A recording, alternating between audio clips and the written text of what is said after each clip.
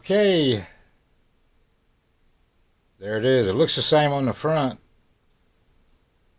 but actually it's a little bit different on the inside.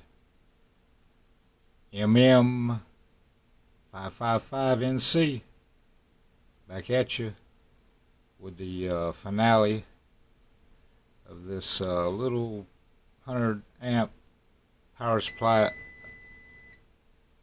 upgrade. Voltmeter going into auto shut off, as you heard. I guess you can hear it. Anyway, I wouldn't definitely say it's a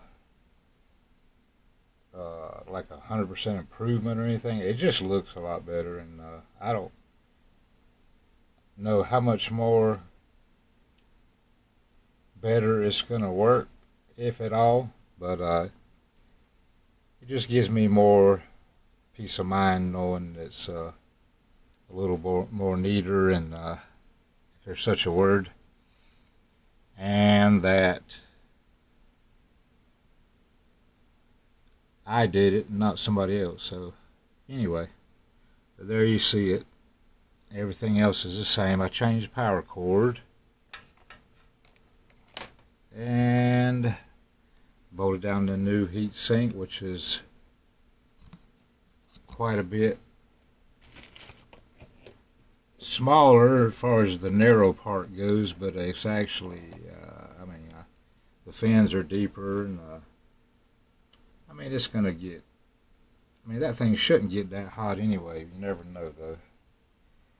But anyway, here's the old one that came out. Kind of rough, huh?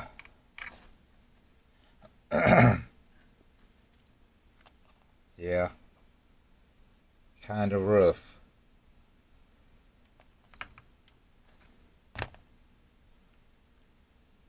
I didn't